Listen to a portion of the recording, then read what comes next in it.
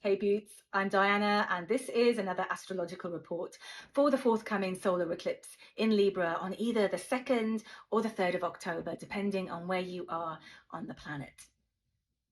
So many of you might already be aware that we're actually in an eclipse window at the moment.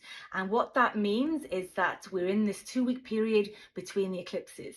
So of course, on the 17th or the 18th of September, we had the full moon lunar eclipse in Pisces. And now we've got coming up the new moon solar eclipse in Libra. So this is a ripe time to really check in, really kind of be very intentional and really bring your awareness and your consciousness to all the parts of yourself that have been coming up to the table to be worked through, all the parts of yourself that are currently in process. Because as we know, self-knowledge is power. And of course, there's no coincidence. There's no, it's not a coincidence that that's come up, the subject of power, because that is, I'm just opening the chart back up again now. This is actually the main theme that came through when I opened the chart for the first time. My attention fell straight away onto Pluto. Yeah, Pluto, not the new moon. That wasn't the first thing I looked at. Pluto, I honed in on this energy, just like a hone-in device. I couldn't take my eyes off it. So Pluto is currently in the last degree of Capricorn, and it's like 29 degrees, and it's never going to be, after it moves forward into Aquarius for its full term starting in November, we're never going to see Pluto back in Capricorn ever again in our lifetime. So this is kind of a big deal. And to give you some information, so like a bit of a history of where Pluto's been and what he's been doing. So Pluto moved into Capricorn for the first time in 2008, and he's been moving through Capricorn ever since. He's a slow moving planet. And he moved into Aquarius for the first time in February this year, moved back into Capricorn in September, and this is where he's at right now. Like I said, before he moves back into Aquarius in November, and then he's going to stay in Aquarius till 2048. So we really are experiencing the big shift between eras here. You know, it's huge, as we have all felt over the last years. So what does this mean then? What does this mean for us? Well, amongst other things, Pluto governs power. Pluto governs power. So the question that came straight at me when I looked at the chart was, where have you been giving your power away? Where have you been giving your power away? And actually, more to the point, why? Why have you been giving your power away? It's really interesting because Pluto also governs the shadow. Pluto governs all that has been operating unconsciously and is bringing it up to the surface. And so it's to ask yourself, or to acknowledge, or be conscious of, perhaps for the first time, what have you been seeking to gain from giving your power away? Which sounds so ridiculous because it doesn't make sense. And of course it doesn't make sense. It doesn't work, right? But it's to really be honest up front and shine the light in in all the dark places within ourselves that have been giving away our power in order to gain something. To get something out of an unspoken contract. And of course, if you can find the answer to this, to these hidden motivations and these hidden agendas underneath any unhealthy entanglements or any unhealthy power dynamics, well, this is the work basically that we've been asked to partake in for this solar eclipse. And somewhat unsurprisingly then, given the nature of all of this, the solar eclipse is in Libra, and we've got loads of energies in Libra at this time. And Libra naturally governs one-to-one relationships. So this is really bringing power dynamics within one-to-one relationships into the field to really be looked at. And of course, one-to-one relationships doesn't just involve marriages or romantic partnerships. It can also be business partnerships, and it can also be friendships. So keep that in mind. Now, Libra, what are the characteristics of Libra? So on a general scale, Libra likes fairness, diplomacy, cooperation, balance. Libra likes things to be nice, to be really easy, no problem. Libra also likes to be socially admired. yeah, just wants to keep the peace, you know, to have everything super smooth, no drama, you know, everything to be nice on the surface. Libra is also, it's a masculine sign, so it's a penetrating sign, so it looks outward. So it's a partnership sign. That's why it's a partnership sign. It is concerned with the other.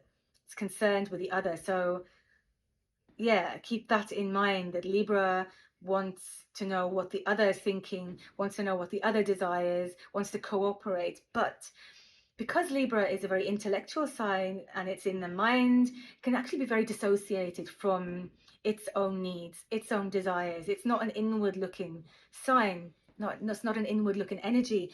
So of course then the shadow side of all of this is that Libra is not looking out for itself. Libra is not being completely truthful with what Libra wants, what Libra desires, and is doing something because of keeping the peace, or perhaps because there's something that Libra expects from doing what the other person is asking, or what the other person is desiring. So there is therefore a covert power dynamic at play, and leaky energies and all sorts.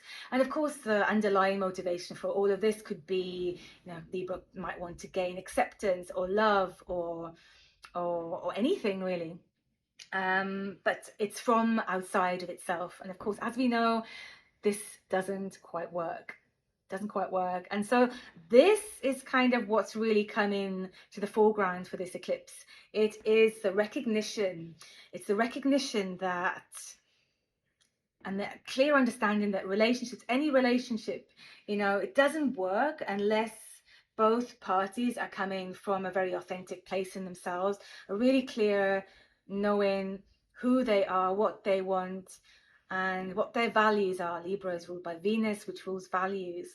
And so, and unapologetically so as well, you know, without the fear that they might lose something as a result of being so true to themselves.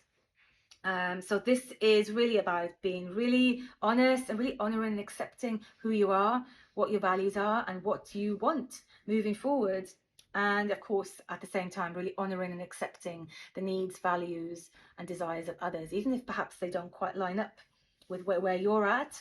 I mean, that's okay. Also, you know, if really honest and mutual understanding and communication can then really allow for aligned choices moving forward that don't have any messiness underneath, that don't have any like weird energies floating around that's going to surface at some point and mess everything all up. So yeah, uh this way of moving forward now with relationships is coming to the foreground, and it's really the communication aspect is really highlighted because we've got Mercury right next to the sun and moon with just 1 degree of separation. So there might be some conversations then that come around at this time that are requiring you to approach in a different way now, you know. Forget about the old way of relating. This is about really acknowledging who you are and what you stand for, and what you believe in, you know, what you want. Yeah, and it really feels like the old ways are just being razed to the ground. It's like clearing the slate, because of course we've got Pluto in the last degree of Capricorn, and then we've also got the South Node in Libra. The South Node denotes the past, so really feels like an energy of clearing the table and starting afresh, moving forward into this new moon energy with a new outlook from a new space in the self. And of course we've got Black Moon Lilith. Black Moon Lilith is directly conjunct the sun and the moon, and Black Moon Lilith is saying, like, I have to be true to myself. I cannot I cannot lie to myself anymore. I cannot lie to others anymore. I have to be fully in alignment with who I am, and I have to fully step up. I don't care about fitting in. Lilith does not care a hoot about fitting in with the status quo. This relates to Capricorn as well. Capricorn's very traditional energy, you know, playing by the rules, quite a rigid, structured way of being and moving about in the world. No. We this feels like a precursor actually to the Pluto in Aquarius era that we're moving into. We've semi already moved into, because of course it was in Aquarius earlier this year.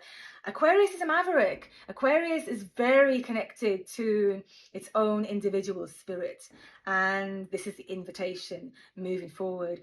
Do not care about fitting into the societal structures of how things should be, how things used to be. No. Lilith is like, I don't think so. Lilith wants equality. So Lilith is also in Libra. And so Lilith wants the balance of, yeah, she wants the balance of the scales to be balanced. Finally, the scales to be balanced. Finally, you know the myth of Lilith, right? That she didn't want to lay beneath Adam. She didn't want to submit to Adam. So therefore she got ousted from the Garden of Eden, and she left. Both, I think. She both got thrown out and she left. And she was completely demonized as a result. You know, she was apparently then cavorting with demons, killing infants and all kinds of things. But ultimately, because she did not want to submit to this status quo where Adam was on top all the time. So this speaks to this old dynamic of power, which also, of course, speaks to what has been playing out in the global playing field, with Pluto being in Capricorn since 2008. That's when Pluto started to destabilize these external external places of authority. You know, Capricorn ruling the banks, not hospitals, but yeah, institutions, governments, universities, banks, the church, all these old institutions that sought to exert control over the people, this power over, you know, this imbalance, basically. And Lilith saw it straight away in her dynamic with Adam. She's like, no. I am happy to submit some of the time when it's accurate, you know, according to the flow of energy. Lilith wanted to co-create from a place of equal standing. Lilith wanted to be equally connected to her masculine and her feminine, and she expected the same from Adam. And sometimes she would then therefore be on top, sometimes therefore she would lead. And it would depend on where the energy flow was guiding them both. But that, of course, wasn't for that time. She was a little bit in front of her time, wasn't she? So anyway, she was like, no, I will just not bother then. This is not about rigidity. This is not about power over. This is not being stuck in stone, actually, because energy can't move. Nothing can be created from this space where there's just this old dynamic of this is my way or the highway, and everyone else does what they're told to do. Like life can't create itself. The life force can't move. It's stagnant. It's stuck. So now we're moving into Aquarius, ruled by Uranus, Pluto in Aquarius. This is about freeing, liberating our energy, liberating our life force energy. And so, yes, this is coming back to our personal power again, coming back to our personal sovereignty and being able to dance so the masculine part of ourselves holds our energy, holds all part of ourselves, and from this space then we can flow. Our feminine can dance, and yeah, from this sovereign space then we can dance with another person who's also in their sovereign space. It reminds me of do you remember Dirty Dancing? And Johnny says to baby, this is my dance space and that's your dance space. Now let's cha-cha. And this is the same thing, you know, that when we are plugged into our own power source completely, and when we are really in our whole integrated space, then who knows what we can create with another. You know, that's actually two powerful beings coming together to create who knows what, and that's magic. That's magic. And nothing else will do now. So we all have to make some shifts to come into sacred union within. Come into sacred union within. Come into that point of balance, which is Libra. Here's Bella. Okay. This is my cat. This balance between the masculine and the feminine, between the active and the receptive, between the mind and the body. And so we can really dance with life. We can really create with life just magically and beautifully. Yeah, this is actually also reminding me of, you know, Pluto being in Capricorn is also asking us to be okay with being in the unknown, being in the mystery. As Capricorn likes to control, Capricorn likes to have an agenda, Capricorn likes to um you know, yes, what does Capricorn like to do? Capricorn likes to, yeah, have an agenda, be strategic. Capricorn likes to know, likes to control, but we're really being asked to let go of that, and we need to surrender and surrender to this knowing, this deep knowing that if we are true to ourselves, if we really plug into our full powered self, then we're going to co-create so beautifully with the universe, and everything is going to be magnetized to us that we desire, and that's good for not just us but everyone at large, the collective as well as ourselves personally. So yes, it's letting go of control, and really coming into union with ourselves. Yes, what else have we got? Yeah, we've got this amazing, gorgeous, grand water trine that's also active during this solar eclipse. Mars in Cancer, Saturn in Pisces, Venus in Scorpio. So this can really plug us into our emotional body, which can be, it depends how conscious we are. This is the same with any energy, actually. You know, there's no good or bad. So a grand trine might be seen as a very supportive trine, a supportive aspect, beneficial aspect, but really it's just an easy flow between all the energies.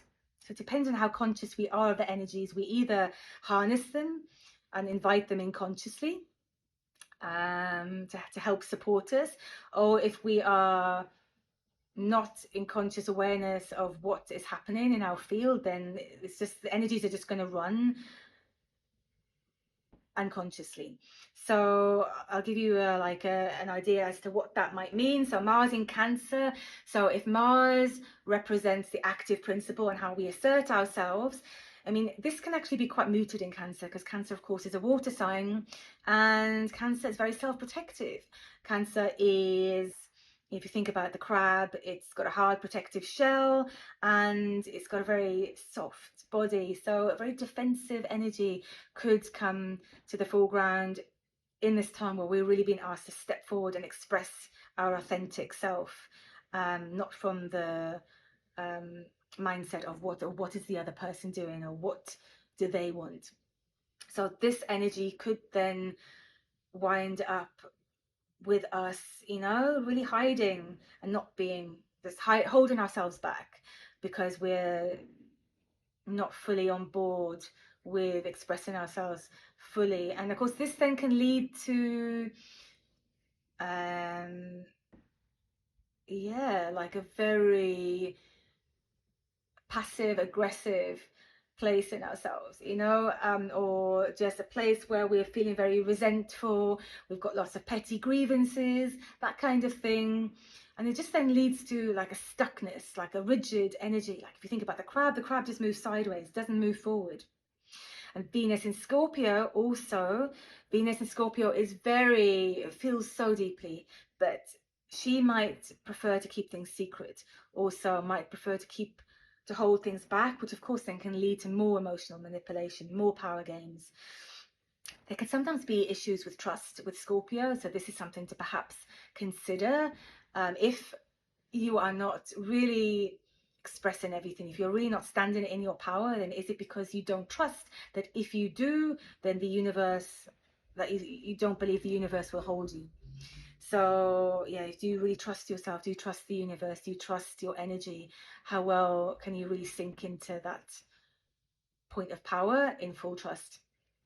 And Saturn in Pisces, well, Pisces, if Pisces really represents the oneness, the complete oneness, heightened intuition, really kind of heightened emotional charge, then Saturn really being in Pisces would really invite this energy to really come forth and be expressed through the body. So really anchoring that into the body instead of this kind of very rigid, like old school way of behaving, which might look like this is what I always do, this is the responsible thing to do, this is what's expected, because of course Saturn rules tradition. This is not what we've been asked to do moving forward, but of course Saturn rules boundaries. Saturn might also restrict the flow of Pisces energy. So overall, like I said, it's about being really mindful about this grand trine, because like I said, it's just an easy flow. And what's the shadow of an easy flow? Well, that is simply stagnancy, isn't it? So in this case, and that could just look like being stuck in your emotions, being stuck in old emotions as well, you know, with looking at this configuration, Mars in Cancer, Venus in Scorpio. This could really be like stuck in one's own inner emotional wounding, childhood wounding, like stuck in one's victimhood, especially with Mars in Cancer, Venus in Scorpio. It would be different if Venus were in Cancer and Mars was in Scorpio, and perhaps Jupiter was in Pisces. But that's not what we've got. We've got Mars in Cancer, Venus in Scorpio, and Saturn in Pisces. And so this could, if it's operating unconsciously, really take us back to our childhood wounding and just really have us operating from this place of wounding within us, which, you know, Pluto, I'm being drawn back to Pluto again. Pluto just wants us to be in our power, and this is not going to help us. Being in a place of victimhood where we are projecting and blaming other people, and this can also be looked at with regards to the government and all of that. You know, it's not gonna, it doesn't help. We're actually responsible. We create every aspect of our lives and we have the power for that. So it really is all about recognizing our power and taking responsibility for everything that we're creating. As a result of that, yeah, and this grand trine, if we're not fully conscious of how it's operating, it's not going to be too helpful, because of course Saturn rules responsibility, and look where it's at the minute. It's in Pisces. Pisces, no boundaries, slippery as a fish, wishy-washy. So yes, it's just to be aware of this, so this doesn't happen during the solar eclipse, so you're more aware of your energy, yeah, where your energy is at during this time and moving forward, of course. But of course, you know, we are supported always by the universe. So if you do find that this is playing out for you, you know, if you do find yourself being caught up in your emotions and, you know, this like place of victim, being a victim and just being in your place of wounding, being stuck in that, then you can just call in the energies of Libra. From a higher perspective, Libra is, I was really able to see the opposing side of the coin, right? Really blessed with a sense of balance and, you know, emotional balance, emotional detachment. So you can really call in Libra to help you feel more balanced. So therefore you can have any conversations that come up with Mercury being next to the sun and the moon from this state of equilibrium, and so then you can make fair choices moving forward. And of course it works the other way around as well. If you find yourself that you're very stuck in the mind, you're very kind of very concerned with the other, not a bit dissociated from who you are and what you really want, intellectualizing your emotions, doing all those shadowy Libra things in order to keep the peace or just to get what you want through covert manipulation tactics that perhaps you weren't aware of before now, then you can just plug into this grand water trine, you know, and just really allow yourself to be plugged back into your deep intuitive knowing, that deep feminine part of yourself that knows who you are, knows what you want and knows what you feel, and is willing to surrender to the divine experience of life And as long as you stay anchored to this part of yourself, this divine feminine part of yourself, then all will be well. All will be well. So that's it from me. I hope you have an amazing solar eclipse. The solar eclipse energies, all the eclipse energies, generally, you know, they reverberate forward. And so you might be feeling these themes for some months to come, up to 6 months, depending on how strongly they are hitting the points in your chart. But really, you know, the overarching message for the solar eclipse, the invitation is to really come back to yourself, own all of yourself. You know, really allow yourself to first feel, acknowledge, and express all that you are in the divine knowledge that you will always be held.